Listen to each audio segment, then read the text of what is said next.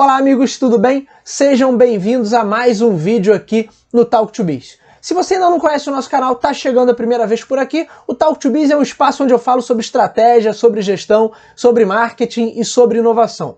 E esse é mais um vídeo daquela série Perguntas Frequentes, onde eu respondo a perguntas e questões que são enviadas, seja pelos nossos seguidores, seja pelos meus alunos, em sala de aula ou em redes sociais. Hoje eu vou fazer um vídeo um pouquinho diferente, porque eu vou fazer uma análise minha e uma perspectiva a respeito de um determinado mercado, que é o mercado de aparelhos smartphones com tela dobrável. Vamos falar um pouquinho desse mercado, vou trazer alguns números aqui e vamos ver o que a gente pode esperar desse tipo de produto nos próximos anos. Vamos lá, vamos para o vídeo.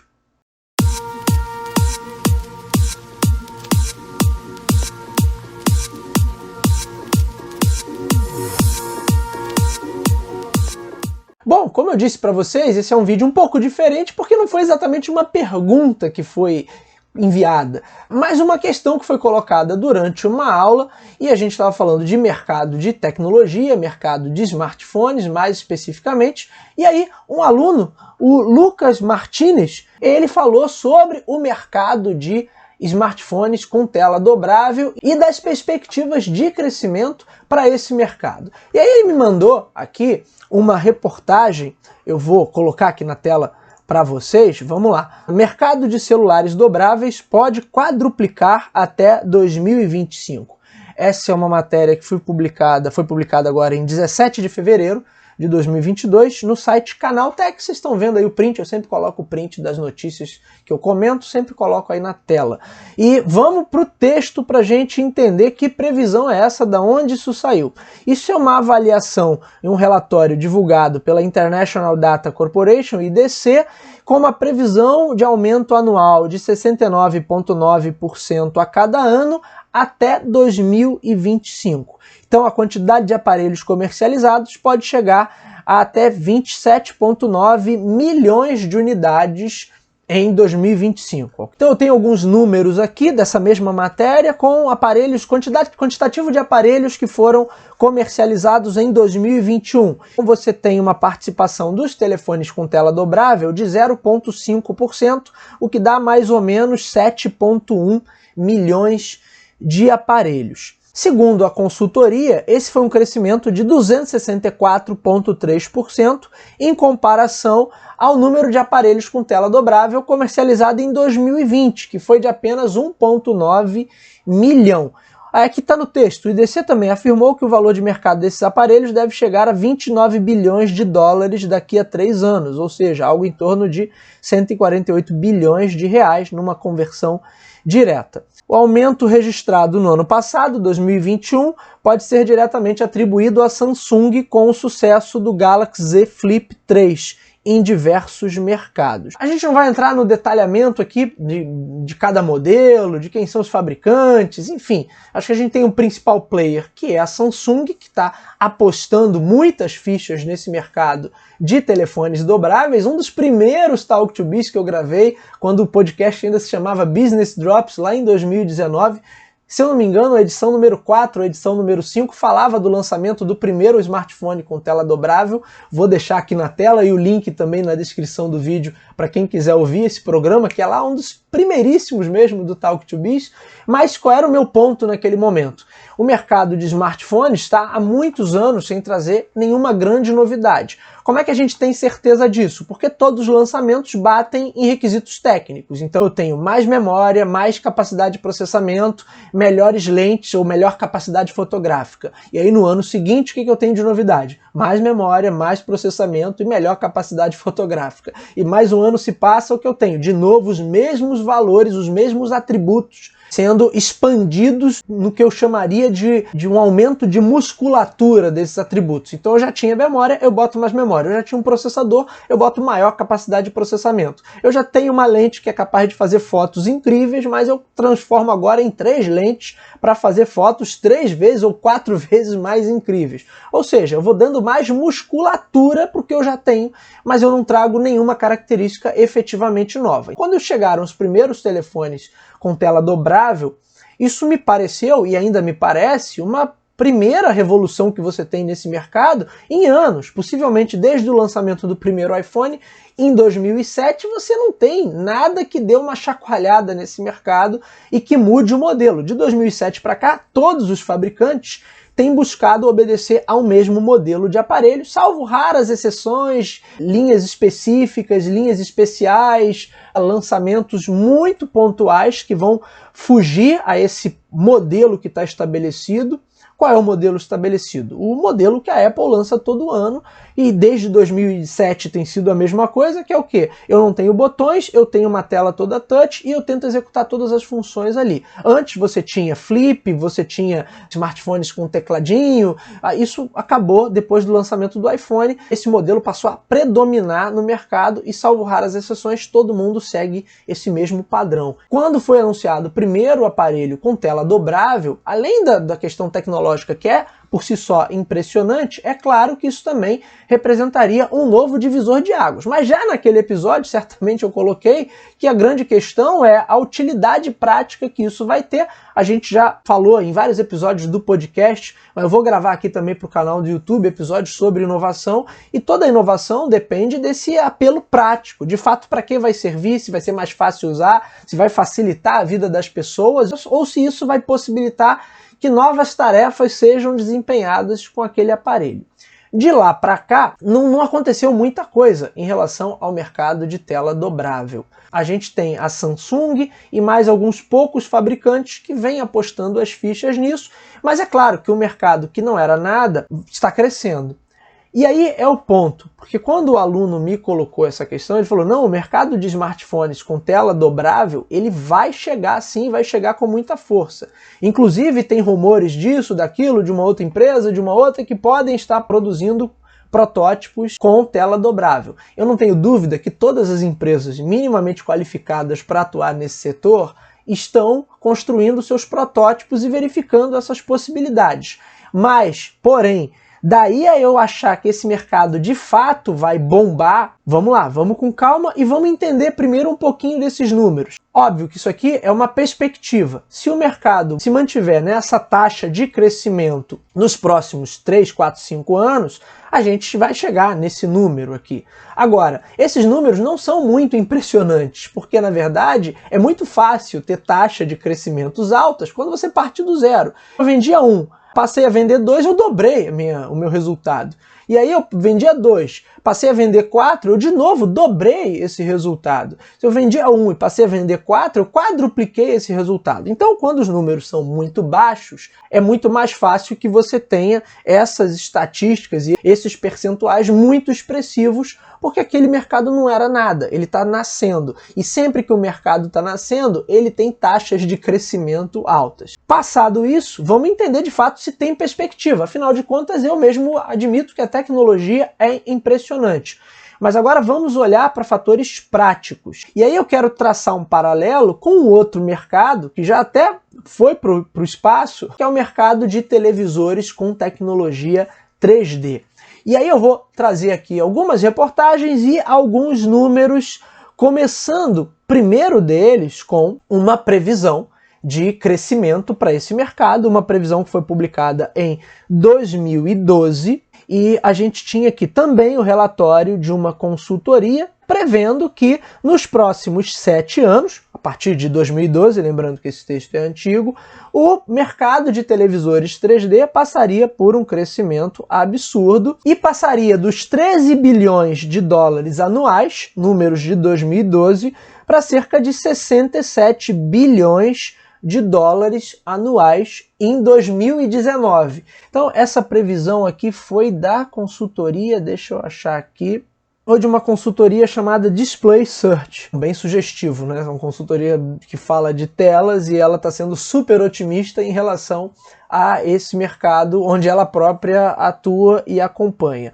Mas você tinha aqui a expectativa de que você teria pelo menos 180 milhões de unidades produzidas e comercializadas em 2019, contra um total em 2012 de apenas 25 milhões de unidades que tinham sido comercializadas naquele ano. É uma notícia antiga, é óbvio que você já sabe que isso não aconteceu. Na verdade, o mercado de televisores 3D se deu por encerrado por completo em 2017, se eu não estou enganado. Vamos ver aqui uma notícia de 2017, 25 de janeiro de 2017. Vocês estão vendo aí na tela o print, uma notícia do Tecnoblog. As TVs 3D estão finalmente mortas. LG e Sony eram as únicas gigantes que resistiam no segmento, mas elas acabaram de desistir. E aí, o que o texto aqui está trazendo é que Sony e LG eram as únicas que em 2017 ainda fabricavam. 2017 não, né? Porque essa notícia é de janeiro de 2017, ou seja, isso se deu em 2016 e foi anunciado só no início do ano. Mas em 2016, Sony e LG eram as únicas que ainda produziam modelos com esse tipo de tecnologia. E logo no início de 2017, elas abandonaram o barco e pararam de produzir tais modelos. A gente não vai entrar aqui no mérito do que causou ou não, ou quais fatores foram decisivos para os televisores 3D funcionarem ou não, pegarem ou não entre o público. Eu acho que o desconforto, óbvio, pelo fato de você ter que usar os óculos, você tinha diferentes tecnologias e diferentes tamanhos, tipos de óculos, mas é óbvio que você não vai ter um conforto absoluto. Você tinha uma questão também de comodidade, porque se você tinha muitas pessoas na casa, não seria fácil ter óculos para todo mundo, você tem um custo adicional em adquirir óculos extra, você precisava ter a programação em 3D, ter o Blu-ray em 3D, ter o disco em 3D, ou seja, é todo um investimento que na prática não compensava tanto, porque imagina quem já usa óculos, ainda tem que botar um outro óculos só para ver 3D. E a utilidade prática daquilo? Zero. Se você não está realmente no cinema, e mesmo no cinema já é bastante questionável, eu, por exemplo, detesto ver filme em 3D, mas para quem já não está no cinema, esse efeito em casa pode até ser impressionante nos primeiros 5 minutos, mas acaba não sendo uma boa relação custo-benefício, porque o benefício que você tem é pequeno em relação a todo o custo e toda a dor de cabeça, e às vezes literalmente dor de cabeça, para você conseguir assistir a um filme em 3D. Então você tem N fatores que podem ser apontados aí como potenciais causas para o mercado de televisores 3D não ter decolado. Só que naquela época, obviamente, havia todo um modismo, havia todo um entusiasmo, e aí essas empresas também fazem suas projeções muito com base nesse entusiasmo, e havia perspectiva do mercado de fato evoluir. Afinal de contas, era um mercado que em 2012 já movimentava uma cifra considerável, deixa eu ver aqui de novo, 13,2 bilhões de dólares. Se eu não me engano, a primeira TV 3D, ela apareceu na CES 2010, ela foi apresentada na CES 2010. E em 2012 você já tinha um crescimento considerável, mas de novo, né, de 0 para 12 bilhões é sempre muito espantoso. A grande questão é como eu passo disso para virar de fato um mercado consolidado. E aí eu vou indicar um episódio que eu falei sobre PlayStation VR e curva de adoção de Rogers, que é uma teoria que mostra ali exatamente quais são as dificuldades e qual é a curva normalmente que um produto faz, que uma inovação faz até ser adotada. E muitas inovações não conseguem completar esse ciclo justamente porque elas caem num problema de efeito prático, de ter a adoção de fato da maioria. Elas acabam restritas a um público muito nichado, a um público de entusiastas, e aí esse mercado pode sobreviver como um mercado de nicho, de entusiastas, ou então ele acaba sendo descontinuado porque esse produto nunca chega à maturidade, como foi o caso dos televisores 3D. Portanto, esse nível de entusiasmo e o fato da gente ver os principais fabricantes desenvolvendo protótipos, registrando patentes, isso não quer dizer muita coisa. Eu peguei uma notícia aqui de 12 de maio do ano passado, 2021, do site Tudo Celular. Nova patente da Apple sugere telas 3D para iPhone e iPad. Os caras fazem isso como recurso preventivo, porque eles estão desenvolvendo uma série de protótipos, estão estudando uma série de possibilidades, mas não quer dizer que aquilo vai ser realmente lançado, vai ser transformado em um produto. Portanto, eu diria que Todos esses principais fabricantes hoje devem estar desenvolvendo seus protótipos ou minimamente estudando a tecnologia e a viabilidade das telas dobráveis, mas não quer dizer que isso vá se tornar um mercado massivo, porque o principal, e acho que o principal mesmo, para tornar um mercado maduro e viável, a gente ainda não viu. Por quê? Porque o principal elemento para fazer com que um determinado produto deixe de ser um produto de nicho para se tornar um produto massivo, bem estabelecido, e se transforme num produto maduro, é justamente a questão da praticidade. E aí isso tem muito a ver com a ideia de inovação. O que é inovação de fato? É aquilo que é prático, aquilo que encontra respaldo e utilidade, que é capaz de entregar maior valor no dia a dia das pessoas. Muitas dessas tecnologias são impressionantes, que são tecnologias que você olha e enche os olhos, mas aquilo no final das contas não serve para muita coisa. E aí a questão é, por que a gente trocaria hoje esse modelo que está estabelecido de smartphones para um modelo de tela dobrável? Porque ele vai ser um smartphone e um tablet ao mesmo tempo? Ok, isso pode ser uma alternativa, já existem modelos que jogam com essa possibilidade, porque eu vou ter novas funcionalidades com uma tela que se dobra, que se expande e se retrai. Ok também, mas ainda não vimos de fato essas novas possibilidades, porque isso vai me abrir novas perspectivas de consumo de conteúdo, de consumo de mídia ou de produção de conteúdo. Não sei exatamente como isso se daria, mas ok, vamos trabalhar também com essa expectativa, porque eu vou ser capaz de desempenhar tarefas com mais destreza, com mais eficiência a partir do uso desses aparelhos? Também ainda não estamos vendo nada disso. Eles seriam menores, mais confortáveis? Bom, até o momento, justamente pelo fato dele dobrar, eu não acredito que ele seja de fato mais confortável que um aparelho convencional. Mais leve ou mais fino, eu ainda acho que não é o ponto.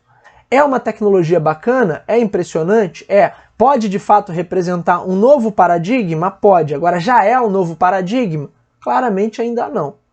E é claro que as perspectivas, olhando para o crescimento de 2020, ou se você pegasse até os números de 2019 para 2020, quando não era nada, quando ainda não é nada, quando representa tão pouco, eu ainda vou ter taxas de crescimento expressivas. Por quê? Porque na perspectiva do público você tem sempre aqueles early adopters, aqueles camaradas que são muito aficionados por tecnologia e que vão sim adotar essas novas tecnologias, experimentar essas novas tecnologias, principalmente se a gente pegar o público na Ásia.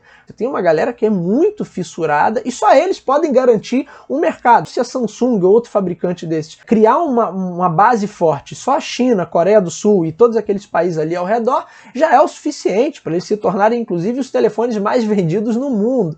Mas ainda não é isso que está acontecendo. Então nem talvez a tara dessa galera por tecnologias novas, nem isso está garantindo ainda que esse já possa ser considerado um mercado maduro. E sobre as previsões, os vazamentos, os boatos, as expectativas, é claro que todos os fabricantes estão atentos a isso. Caso se torne um mercado de fato viável, todo mundo já vai estar preparado para entrar. A exemplo do que aconteceu com telefones de tela maior. A Apple era uma que o Steve Jobs sempre foi absolutamente contra telas muito grandes. No entanto, ela se rendeu à preferência dos consumidores. Mas ainda assim, se a gente pegar lá no início da década passada, você tinha um segmento de telas ainda maiores, que eram os chamados phablets. Alguém lembra disso, né? Que era um tablet, mas que tinha função de telefone. Só que aquilo não funcionou. E os tablets estão aí, mas para um uso bem específico. Eles não substituíram os telefones. Então aquela ideia, por exemplo, ela não foi adiante, mas ela deu lugar a uma ideia intermediária, que são esses telefones que a galera normalmente acrescenta ali ao título o Plus. Então a minha ideia aqui com essa análise é que a gente olhe esses números com um pouco mais de atenção, para a gente não ir também nessa empolgação tão grande. Bruno, você está dizendo então que o mercado de telefones com tela dobrável vai ter o mesmo destino que o mercado de televisores 3D? Daqui a alguns anos eles estarão sendo descontinuados. Não, eu não disse nada disso, eu não tenho bola de cristal para adivinhar. Eu estou só colocando para vocês que a gente precisa analisar esses números com um pouco mais de frieza e entender até porque essas taxas estão tão altas e parecem tão otimistas hoje. mas a gente ainda não tem absoluta certeza do que vai acontecer nos próximos anos. E se um outro tipo de modelo, um outro tipo de ferramenta, um outro tipo de uso vai ser desenvolvido, então a gente não sabe ainda. O que a gente sabe é que hoje esse mercado ainda é bem pequeno e, ao que os fabricantes mostram, ainda não parece estar muito entusiasmada para trocar. Haja vista que os primeiros modelos são de 2019, mas para uma boa parte do público ainda parece uma opção mais segura você ter um telefone no formato tradicional. Ele pode não dobrar, mas ele cabe no seu bolso e você não vai ter nenhum susto em relação à tela. Só como curiosidade, na pesquisa para gravar esse episódio, eu encontrei algumas notícias interessantes, mas que mostram como essa coisa da inovação tecnológica, ela às vezes demora muito tempo para de fato engrenar. Aí eu recomendo um livro muito bacana, antigo, do Peter Drucker, Inovação e Espírito Empreendedor, que ele fala justamente desse processo, de uma tecnologia desenvolvida, às vezes anos depois, décadas depois, quando uma outra coisa é desenvolvida, aí finalmente aquelas duas coisas se encontram e geram algo útil, que vai se tornar um novo produto de sucesso, vai se tornar algo que vai ser realmente importante para a sociedade. Sobre esse mercado de telas 3D, notícia aqui de 2020, de 16 de outubro de 2020. Olhar Digital, vocês estão com o print aí na tela. Sony cria tecnologia 3D que pode ser vista sem óculos especiais. E aqui está sendo colocado como algo realmente impressionante. Blá, blá. Eu vi o vídeo, vou deixar o link aqui na descrição. Notícia aqui de 2011, do site Adrenaline. LG lança no Brasil o primeiro smartphone 3D que não requer uso de óculos. 2011. Essa tecnologia para você ver 3D sem o uso de óculos já existia. Claro que não se trata da mesma coisa. Essa nova TV, esse novo monitor da Sony não é uma TV para uso doméstico. Ela tem capacidades muito além do que essa tela desse smartphone da LG. Era o LG Optimus 3D. E eu posso falar com propriedade que eu certamente fui um dos poucos infelizes que comprou esse aparelho. A tecnologia era incrível, você de fato conseguia filmar, fotografar em 3D e ver em 3D na própria tela, sem nenhum adereço. Naquela época eu não usava óculos, que isso também é outra infelicidade que me aconteceu nos últimos anos, mas você conseguia ver tudo em 3D sem o uso de qualquer acessório, qualquer equipamento. Bruno, se uma tecnologia tão impressionante, por que ela não pegou? Porque possivelmente não servia para nada. E daí que eu faço vídeos em 3D e bato fotos em 3D? É interessante nos primeiros 5 minutos, mas depois você vê que aquilo não serve para muita coisa. Além disso, no restante, o telefone não era lá muito bom, travava bastante. Ou seja, eu tinha uma série de dores de cabeça, não sei se o desempenho do aparelho era ruim por causa da tecnologia 3D, se uma coisa não tinha nada a ver com a outra, mas de fato eu fiquei com uma impressão muito ruim. Óbvio que a LG também tentou surfar na onda ali dos televisores 3D, a ideia deles sempre foi ter um kit completo para sua casa, então televisor, Blu-ray, o telefone, tudo junto, só que não funcionou. Por isso, a gente tem que fazer essas análises sempre com muita cautela, com muita calma e aguardar. Bruno, você está em cima do muro. É, porque eu sou razoável, né? Não vejo nenhum indicativo para eu ter certeza, tanto de que o mercado vai bombar, quanto o contrário. Esse mercado vai flopar, não vai dar em nada. Eu não vejo nenhum indicativo. Então, por hora, o que a gente pode fazer mesmo é observar, é a atitude mais sensata a se fazer. E se eu fosse um fabricante como esse, eu certamente estaria pensando e desenvolvendo meus protótipos e patenteando as minhas próprias tecnologias, porque obviamente isso pode ser crucial para o desenvolvimento de produtos no futuro, caso essa tecnologia realmente se consolide. Muito bem, amigos, esse foi o nosso vídeo de hoje. Deixe o seu comentário, deixe o seu feedback, deixe suas dúvidas, deixem sugestões de temas e perguntas para vídeos futuros. Não esqueçam de assinar o nosso canal se você ainda não é nosso assinante e curtir esse vídeo porque isso ajuda demais para o nosso pequeno canal. E nos vemos no próximo. Até lá!